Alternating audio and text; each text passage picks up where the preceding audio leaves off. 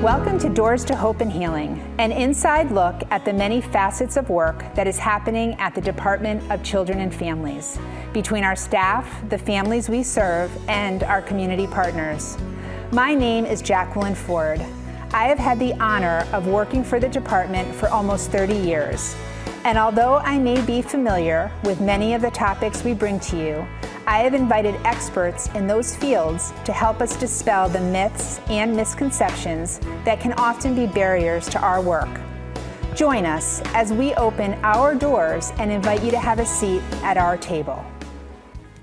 Darlene, thank you so much for being on Doors to Hope and Healing today. It's a pleasure to have you here. It's a pleasure to meet you. Thank you for having me. You're welcome. Today we're going to talk about a really heavy topic and a tragic experience that you had with your family. And together we're going to really educate our viewers on intimate partner violence and what that experience was like for you, and what signs that families and victims and even perpetrators can look for in either accessing help or getting help for yourself if you're the victim. You've been through generational trauma. Yes. As an adult sitting here, you're strong and you're resilient, and you're a fierce advocate for your granddaughter. So it's an absolute pleasure to have you on the show so that we can talk about this very sensitive topic. Okay. Let's begin with where we are. Let's start your story where we are today. I know that you're having a big event on Saturday. Yes, I am. Actually, I brought a flyer. And you can hold that up to the camera too. With you. October 14th, well, the month of October, as you know, is Domestic Violence Awareness Month. Yes. And so October is also Ebony's birthday. On the 14th, this coming Saturday, we will have a celebration of life to celebrate her 30th birthday. She would have been 30 years old this coming Saturday. I just want to bring awareness, and I don't want her to be forgotten. And that's basically what's going to happen. The guest speakers will talk about the services that their organization provide. And we're going to have a good time, and we're going to cry, and we're going to laugh, and we're going to celebrate my baby. Well, that's beautiful. And just to, let our viewers understand, your daughter had been murdered Yes. at the hands of a boyfriend. Yes. And as a result of that tragic death, you became the caretaker for your granddaughter, Yes, Egypt. I am. And you have custody of her, guardianship of her. How old is Egypt right now? Egypt is 7, and she gives me purpose. I can talk about Egypt forever, but I won't. She's in the 3rd grade. She goes to Generali Elementary School. She's so smart. She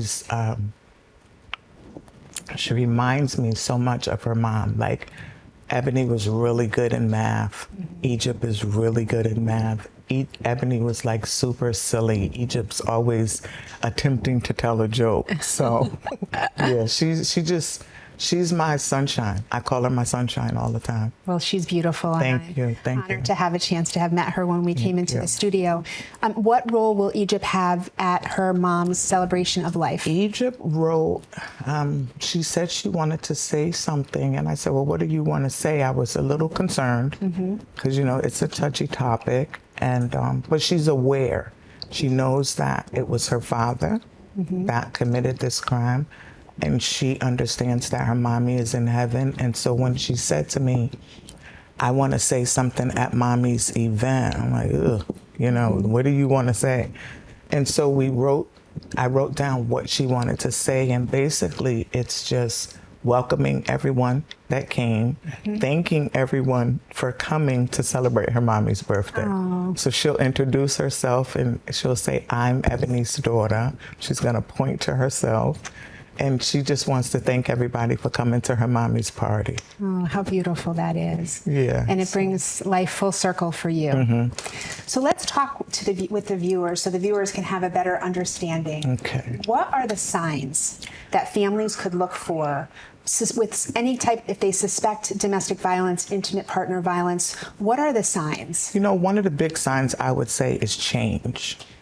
If your sister, aunt, cousin is normally coming over for family dinners on Sundays and that stops, look into why. You know what I mean? if you guys are out and the husband, boyfriend, partner is always showing up, those are signs. When I met the perpetrator, I knew I call it mother's intuition. I said, Eb, something's not right. I don't know, something's not right. But change, I would say that change, she stopped coming over. I don't know if there was physical abuse with her, but I'm sure that there was financial control. So yeah, change. So just seeing any type of change in your loved one. Yeah. And when you saw that change in your daughter, did you ask her? I did. I brought it to her attention, that I was aware that I saw change. And she said, I'm okay. And I remember one day they came for dinner. When I invited her, he always came. Again, change. Like, why does he always have to come? We were having Sunday dinner, and my husband said, he has a gun. I'm like anti-gun. I don't like guns. And so I said to Ebony, because I didn't really know him to have a conversation with him. So I said to Ebony, either he puts the gun in the car or you guys have to leave. They left, they put the gun in the car and they came back. When I found out that he had a gun, that changed a lot of stuff for me. It changed a lot of stuff for me. Do you think that violence is a learned behavior? Was that a concern I of yours? don't know. Ebony never saw me accepting that. I was always, me and her father had a good relationship. But yes, to answer your question, it is a learned behavior. If you are in a relationship and the father, boyfriend, husband, whatever he may be to you, is hitting you, calling you names that he shouldn't be calling you, and you have a daughter, the likelihood of your daughter growing up and accepting that same behavior, because that's normal to her. That's what she was raised up to see. She was a part of. You didn't leave, so why should she? Right. Yeah, I understand that. And the same thing goes for little boys. When they see their fathers abusing women, they think it's okay. Mommy didn't leave. Mommy let daddy do this to her repeatedly. And so, yes, it's definitely a learned behavior. It's all that they knew and experienced in their upbringing. So what happened with your daughter? Okay, so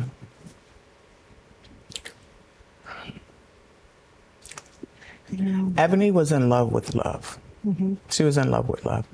And in my eyes, there was nobody that was good enough for my daughter. And we would argue that. She would introduce me to people. I'm like, I don't like him. And she would say, well, you don't like anybody. But what happened to her was, she was in love with love. She loved more than she received. And after her passing, I found a lot of Facebook posts pertaining to her not being in love with him, her wanting to leave, but never said like there was anything physical. She never said that. So on May 7th of 2016, there was a knock at the door, and it was a loud knock at the door. And I jumped up out of my bed and I said, who the is knocking at the door like the police? And the response was, it's the police. So I opened the door, and this part of the story, that thing they call going into shock, I think that's what happened to me, because I don't remember everything that happened. But I opened the door, and the uniformed officer started to talk to my husband immediately, as if I wasn't there. Detective Knapp from the Waterbury Police Department said, Darlene, there's been an accident. And for me, an accident is a car accident, a fall down the stairs. That's an accident, something that's not intentional. So I had just lost my mother 9 months prior. And so I said, please don't come here and tell me anything bad. And the only two children that I had in Waterbury at the time was my son and my daughter. And I said, who was in the accident? I remember asking like who at least 4 times, like who was in the accident and where's the baby? Once I found out that it was Ebony that was in the accident, well, where's the baby? And so I walk away and, you know, I'm going to get dressed because we're going to go to the emergency room because there's been an accident. I call my sister and I tell her, I think he did something to Ebony. They never said that to me. They just said there was an accident. I'm going to give the phone to the officers so they can tell you where she is so I can get dressed and go. While you're talking to her, I'll get dressed. And so I gave the phone to Detective Knapp, and I was getting dressed, and she brought me the phone back, and she said, your sister's on the phone. And when I took the phone, my sister said,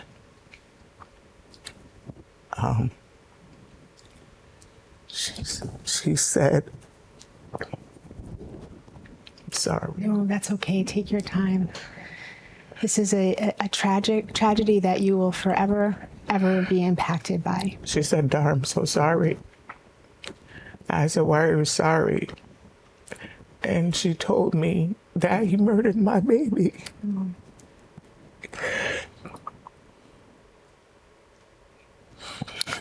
So sorry. No, please don't be sorry. Don't be sorry. So that was your first knowledge that this wasn't an accident, that No, something wasn't tragic an had accident. happened. And so I immediately asked what happened. I went to St. Mary's Hospital because that's where they said she was, but they had already took her body to the medical examiner's office. And so I didn't get to hold her hand. I didn't get to tell her it was going to be okay. I didn't get to pray with her before she left. So sorry.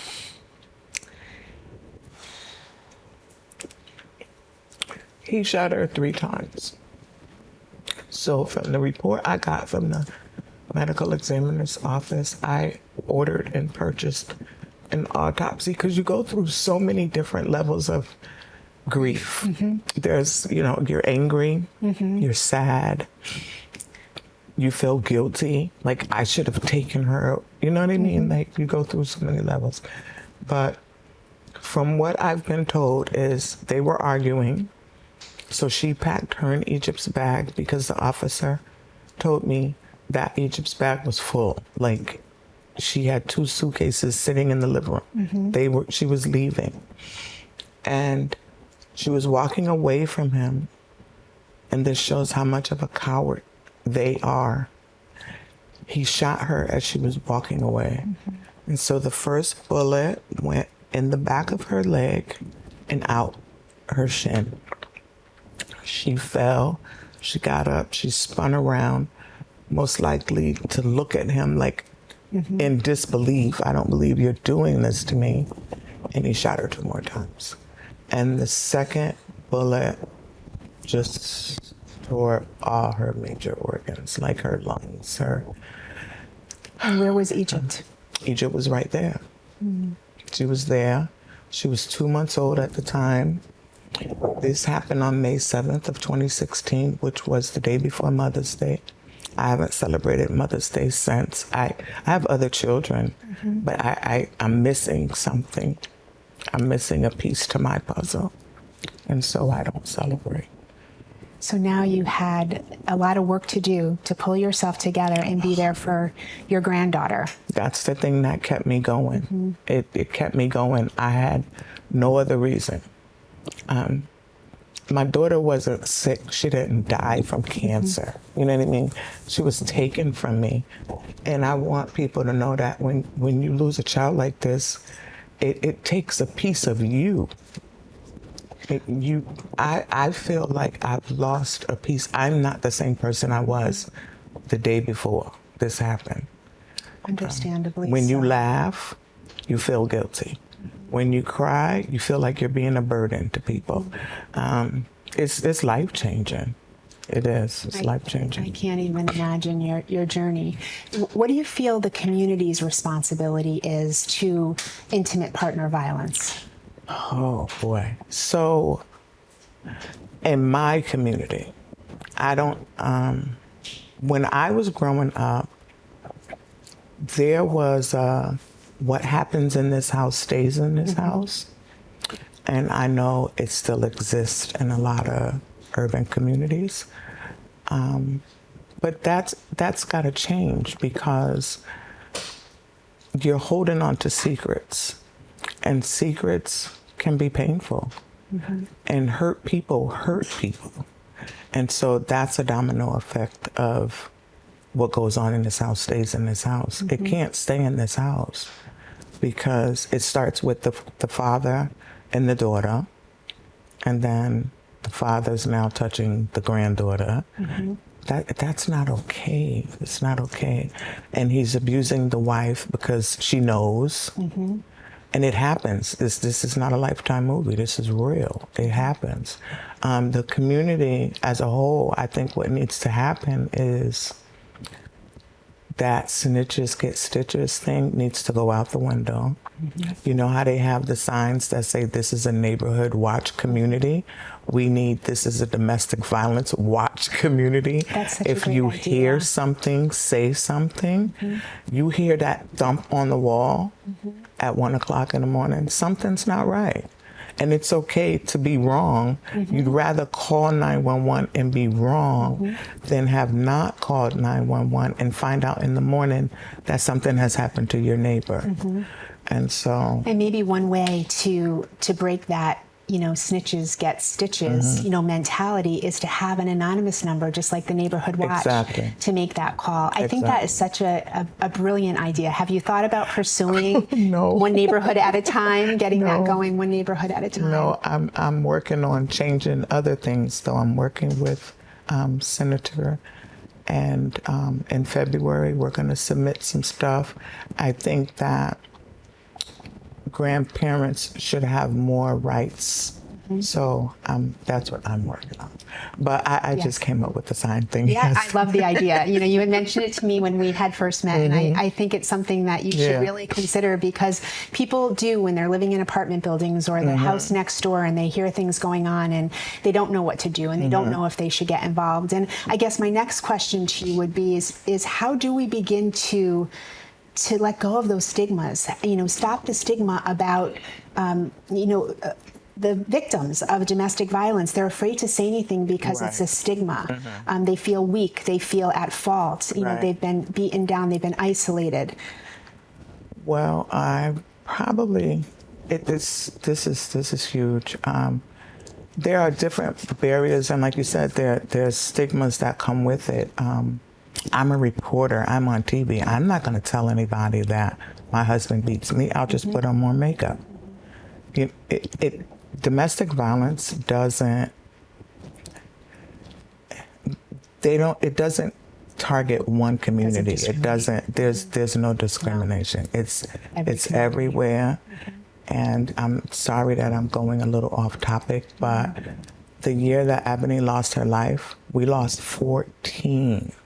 And you look at the number, 14's not a big number. 14's huge. It sure is. Because we lost 14 women to domestic violence, which means we lost 14 husbands, sons, brothers, boyfriends to the system. And now what happens to the children? And no child should ever live in a home that is unsafe in that way, where their parent is a victim of It's so that. sad. Our communities, are urban communities less likely to bring this up? You mentioned, the snitches get stitches mentality. Do you find that that's more prevalent in the urban communities? Oh, yes, for sure. If I hear a noise and I say to my husband, "Did you just hear that?" His response is, "That's not our business. Lay back down." That's not our business. Yeah. Lay back down. And the income issue. So they stay because he pays the bills. And if I leave, who's gonna take care of us? It's such a cycle, and it's So if you had, we have a lot of people who watch our show, and if someone called you and said, Darlene, I watched your story and I'm afraid for my daughter. I don't have proof that she's being abused by her spouse or her boyfriend or her partner, but I'm concerned that she is. What should I do? What do you wish that you had done? I wish I would have taken her, just forcefully taken her. That's what I wish I had done. But, there's so many services in the state of Connecticut. Safe Haven, which is one of the agencies that's going to be speaking at Ebony's event, they offer counseling. They'll put you in housing.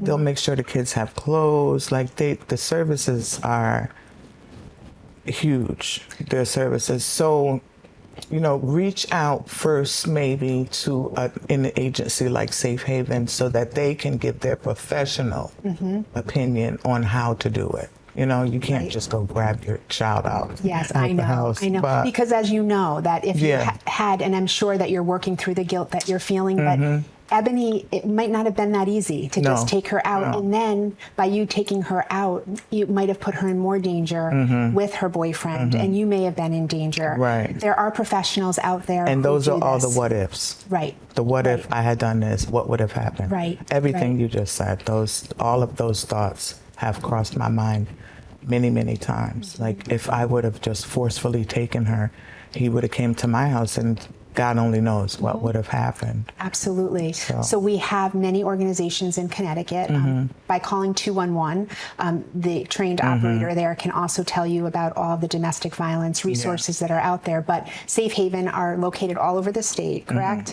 And they can help you to get the support that you need, just to run those red flags by them. This is what my concerns are. If the person you love isn't willing to talk, what is your hope? We're getting ready to end the show. I know I would love to have had you on for so much longer to tell more of your story. Thank you so much. It goes by fast, but what do you hope to leave our viewers with? I know that we said this is a platform to use your voice to try to help other victims.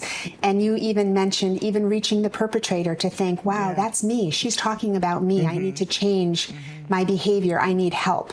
What do you hope that you'll do for a viewer who's watching us today? To know that they've done nothing wrong to the victim. The victim is a victim, and she's done nothing wrong. That there is help out there. It's help out there. Reach out to a friend or a family member that you can trust. And what I've learned from Ebony's situation is, don't tell the perpetrator that you're leaving him. Because 90% of the women that confront the perpetrator lose their lives. But there's help. There's so many agencies. Since putting this organization together, this event together, I've been doing research and just finding out, who's this company and what do you, and it's an abundance Of support. That's out there. Safe Haven 211, as you mentioned earlier. Don't even tell the kids that that's the plan. Just make a plan and prepare for the plan and reach out to the different services that are provided. And if you reach out to 211, they'll send you to whatever agency is suitable for what you need. Yeah, because they're, these organizations are there to help the victims to create those safety plans, to be able to support them. Right. And I think that through your tragedy and through all of this advocacy work that you're doing to create this awareness, you're going to change lives, and you're going to, and we talked, prior about, if you just help one person, you've made a difference. You've made a big difference. And I'm hoping that hearing Ebony's story, and now they know, even like you said earlier with the perpetrators, if you know you have an anger issue, go get some help. Go get some help. It's just not worth you spending the rest of your life in jail because your relationship ended. Right. You know, No, you're go get some absolutely- help. There's help for everybody. If you want help, you can find it. And 211 is a good place to start. Well, I wish you much success Thank for your you. event. Thank Again, you. if you want to just give a shout out, it's give a little bit of It's, information. This I don't have Saturday. my glasses, That's okay. but So it's this Saturday, and it's in this Waterbury. Whereabouts in Waterbury? 1496 North Main Street. Okay. And we're going to have guest speakers, and Egypt's going to speak, and we're going to release balloons, and it's just going to be a good time. It's going to be a good time. Well, your And daughter very is informative.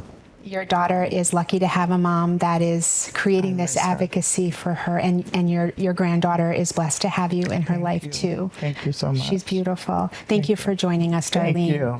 Thank you. For anyone watching our show today, if you feel that you're a victim of intimate partner violence or you would like more information for a family member, there will be a website available to you to visit and a telephone number for you to call. Thank you for watching.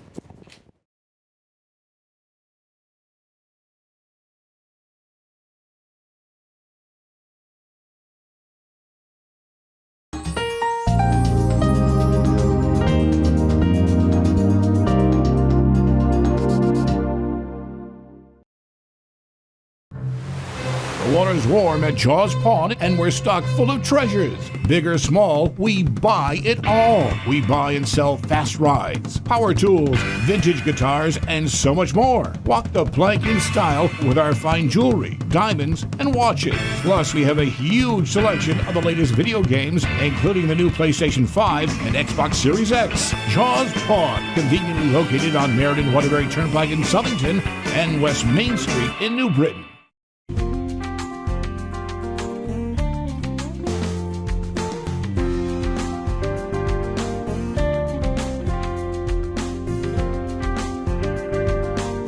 Follow us on Instagram at nutmeg.tv.